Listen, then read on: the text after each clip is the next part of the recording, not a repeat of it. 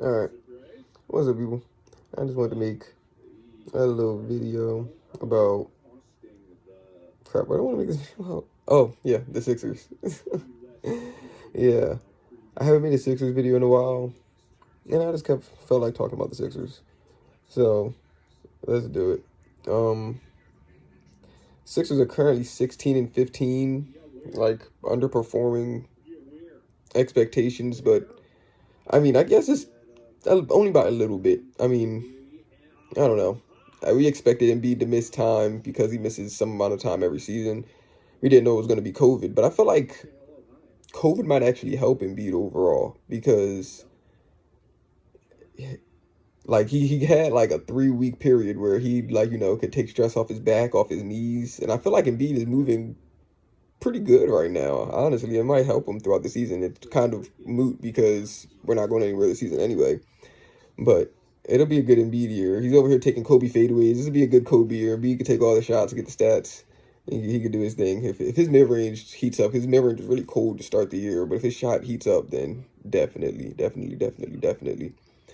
Um, who else? We got I don't want to go to Tobias yet because I have negative things to say about that man. I don't want to go negative yet. I guess we'll talk about just Embiid more generally.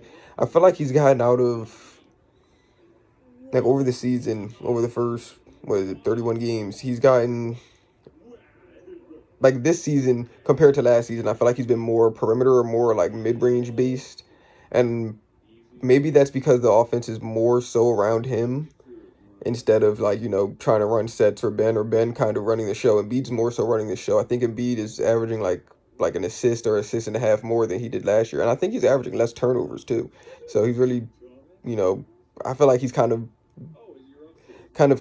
developing into that role as a passing big. Not like he's never going to be Jokic or he's never going to be like Sabonis. I feel like doesn't Sabonis average like 5 or 6 assists? It might be lower than that now, but like I don't think Embiid's ever going to do that over the course of a season. But Embiid can give you some 5 assist games. He can give you some 6 assist games.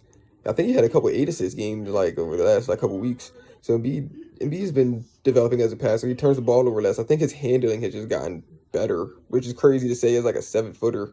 But his handling has just gotten better and more and less pluckable. Even though Embiid definitely will turn the ball over, but it's just I don't know. I think he's in more control when he handles the ball now, and I think he's more wise. He picks his spots a little bit better, and he knows like what he's gonna do. I feel like before he used to be dribbling but not knowing what he was gonna do. He's just dribbling without a purpose and like somewhere. But now he has more like a purpose. Like he's like, all right, I'm gonna do this and this and this, whatever, and he executes a lot of the time. Um, yeah, the mid range just has to fall. It hasn't been really falling this year like it has in years past. And if it falls, Embiid's gonna average like 30 points again or something because he's just unstoppable. KD's the most unstoppable player in the league. I can't even say probably, but Embiid is not. I don't think he's like super far behind. If Embiid's mid range is falling, I don't really think that there's any player that can stop him 1-on-1. There's just no way. Like he's stoppable with a double team. But I mean, if the Sixers just had quicker trigger shooting, then it would just be so much better, but we don't. We have good 3-point shooters, but we don't have anybody that takes contested threes. We don't have anybody that can make a contested three. There's no one on this team that can shoot like with a closeout coming. I can't think of any player that can really do it. They need to be like wide open in order to get their shot off. Like almost every player on this team. Maybe Danny Green. Danny Green's the only player that can hit a contested shot on this team. And even then, like Danny Green's like an insanely hot or cold player. He's not the most consistent shooter. Like Danny Green will go 10 games where he's shooting like 60% from three, and then he'll go 10 games where he's shooting like 30, and it's like it'll average out to 40 or it'll average out to whatever like high percentage, but he'll have like 10 games where he'll shoot 20% or 25. Like it's not as sustainable. And if it was just Danny alone that was like that, we had other capable 3-point shooters on this team, that would be good. But we just don't have anyone that can get their shot off consistently that hits it at a high enough rate. We're hoping that Isaiah Joe could be that person, or like Furkan could be that person. Though Furkan's been really cold, and his cold shooting has basically made him like unplayable, really. So Isaiah Joe probably should be getting minutes over him. Um, so yeah, I guess that's all I have to say kind of like about those players. Tyrese has been really good, but he's kind of hit a little bit of a rookie wall. I think we're kind of seeing like the limit of how good he can be without having like a solid jumper, like a jumper that needs to be like defended. If Tyrese Maxey had people coming like going over pick and rolls or like aggressively like hedging a pick and roll. I mean, they kind of do hedge now, and they're like testing his passing, which he doesn't turn the ball over a lot, but he's also not like a pure point guard that can make like every pass and like on time and accurate. Like, so I don't think that's really.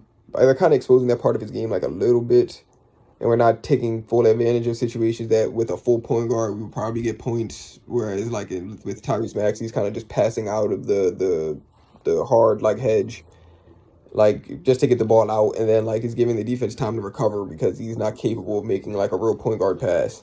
And not having a point guard is really, really, really fucking this team is really just the main reason it's hard to run a half court offense. I mean, we have one of the best half court players in the league in Embiid, but if they double Embiid and then everybody besides like Danny Green is scared to shoot, it's just hard to have an offense and to have like no penetration. I mean, Tyrese Maxey gives you some amount of penetration, but Tyrese Maxey is not hitting like floaters or if he's not hitting mid ranges, then it's like Tyrese Maxey kind of really just has nothing at that point because when it's at like towards the end of a game, I feel like it gets defense like he gets defended so like in a way that he's not gonna be able to get to the basket. Even like during the course of the game, I feel like he doesn't really easily get to the basket. He's just quick and he has really good like touch around the rim and really good like finishing moves, which is something that could be developed and gotten better.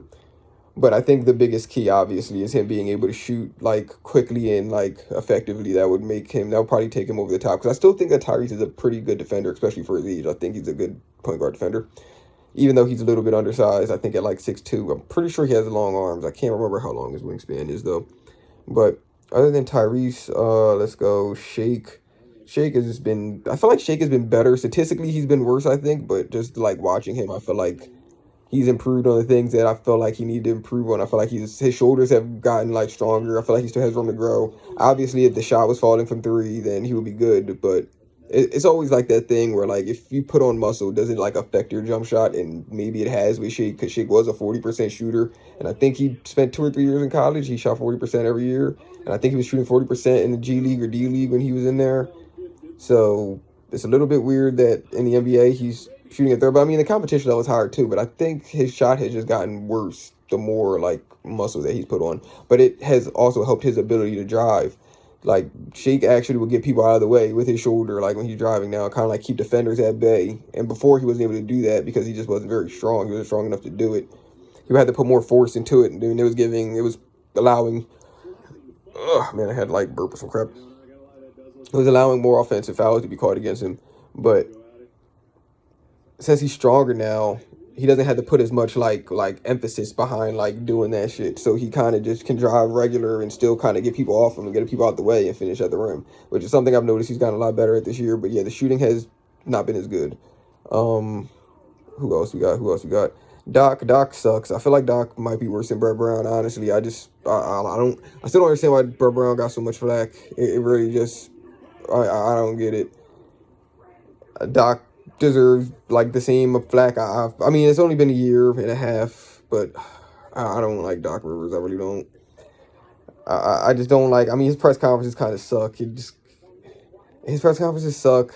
It's like his answers just make me feel like he's just like, what are you talking about, man? Sometimes, and then I'm just like, sometimes his rotations, man, I don't know. I don't know why I don't like Doc Rivers, but I just feel like this is just like he's not bringing anything to the team. Like he's at least Brett Brown. He's at least Brett Brown. Come on. Maybe I'm just generally frustrated with the team right now. I'm kind of putting it on Doc in typical Philly fan fashion, but like I don't know, man. He has Embiid is Embiid is doing everything he can do. I don't know. I really don't know what Doc Rivers could do either though, I guess. Maybe I'm doing the what people were doing about Brown, I was saying. Because this roster really just has no point guard and like no amount of coaching is gonna make up for that. So yeah.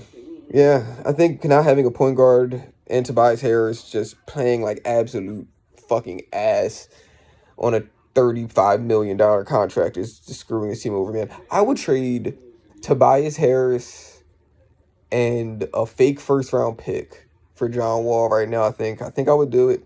I think I think that was. I feel like the Rockets would even want more. They would be like, because Tobias Harris's contract is that bad. Because we had this year, next year, and the year after that, and all those numbers go up. I think next year's making like 37, and the year after that, he's making almost like 40 million a year for Tobias Harris. For Tobias Harris, man. Man, I can't. He's just he's just such a low IQ player. I think that's what I've learned from watching Tobias Harris over the years. He's just a low IQ player, and on offense and on defense, on both sides of the ball, bro. On both sides. There's just no high IQ plays ever from Tobias Harris, man. And it's just frustrating to watch. He's always out of place defensively. He just seems slower this year. His mid range isn't falling, which was falling a lot last year, which I think kind of gave him a fluke season. His mid range was just hot, maybe because the stadiums were empty. I don't know. I'm not gonna put my tinfoil hat on right now, but man, Tobias, Tobias, 35 million for a 20-point per game scorer that is just so inefficient, that plays no defense. He plays no defense. It's just no playmaking. It's no anything. It's no athleticism. It's not even fun to watch. It's not even fun to watch. That's the thing. It's not even fun. He's ass. It's not even aesthetically pleasing. It's not even like visually like okay. At least it looks fun. At least he's like dunking on people or some shit like it's or hitting crazy step backs, but he's inefficient. No, Tobias Harris, and he gets you 20 points a night, but he'll get you 20 points on like 18 shots because he doesn't get to the free throw line like at all hardly, and he doesn't shoot enough threes. Or all just mid ranges. It's all mid range shots and stupid floaters, and I can't. And he's just so bad on defense, man. He's just so bad on defense. I just hate. He just can't close out. I've never seen Tobias attack a closeout or close out like effectively, like in a way that I was like, oh, that was a really good closeout. It just seems like Tobias like half-asses every closeout, like he half jumps, like he's saving the rest of his jumping for some other shit that he could. Well, when he's fucking dribbling the air out the ball, that's when he's saving his athleticism for his athleticism. Like yeah, I just don't like Tobias Harris, man. And I wanted Tobias Harris on this team. I did, but not anymore. Not anymore do I want Tobias Harris here. And it only took me like a year and a half to recognize that Tobias Harris was not it. Yo. Oh my God. I hate him. I hate him. But I've been saying that. I've been saying like for like the last year or two that Tobias Harris is just the main villain of this arc. People were blaming Ben. I don't think it was ever really Ben's fault. Like, I mean, obviously he has limitations to his game. Obviously the shooting sucks. I mean, I guess I went a little too far. I want to just hate Tobias Harris that much, but I don't. It is somewhat Ben's fault. It is somewhat his fault. He could have taken more shots. He could have attempted to grow his game beyond what it was when he came into the NBA. He could have done that shit. He could have dunked on Trae Young or like just around Trae Young, because Trae Young was not even going to contest. He could have been more aggressive generally in the Hawk series, and he could shoot. But man, Ben Simmons is good at like everything else in basketball beyond like just having like a general scoring game. Because I don't even think he's good in the paint. I don't think Ben Simmons is good at anything at scoring. He's just athletic and can dribble, which I guess having a handle is good, but that's not necessarily scoring because you use your handle to do other shit. So it's not like Simmons has like this crazy layup package or like he's gonna hit you with like a dream shake or like he's hitting step backs or like he's constantly getting to the line and drawing fouls. Like he's just Giannis. He's just too big and dominant. Like there's nothing. There's nothing that Ben is doing scoring wise, but everything else Ben is pretty fucking amazing at. He's kind of good at everything, and he's like the anti Tobias Harris. That's really what Ben Simmons is. He's like the opposite Tobias Harris. Like if we could just fuse Tobias Harris and Ben Simmons into one player, I think that would solve a lot of the Sixers issues. I really, really do. Man, I never even thought about that, but that shit, they really are just like the opposite of each other. And it's like Tobias Harris is like one extreme and Ben Simmons is like the total opposite other extreme. And it's just like we have both of those on this team with a generational big man. Like, and I still think Tobias is way less valuable than Ben. There's just no way. There's no way. I always thought that. There's no way that Tobias is ever better than Ben. at all. But it's just what it is. I don't even. Should I even talk about Ben? Should I talk about Ben right now since we're running out of things to talk about? I can't think of anybody else to talk about. I mean, Danny Green is Danny. I don't know how I feel about Danny. Seth. I mean, Seth had been having actually a really good year. I think he's averaging like 17 points a game, almost like 50, 40, or 40, 50, 90 or whatever. I think Seth is pretty close to that. 17 points a game. So that's really good. He's having like a JJ Redick year. All great shooters get with Embiid. They normally play better. You know, they get like some type of like rapport with him, and then like they get their little handoff game. That's what makes JJ Redick so good. And I think that play, the dribble handoff between JJ Redick and Embiid for like the 2 seasons that they played together was the most like efficient play in basketball. Like during the regular season at least. I don't know the playoff numbers, but that shit was actually really, really good. And JJ was having like his best years here. He was old. He was like 35, 36. So like, imagine we had prime JJ Redick or like a player equivalent to that.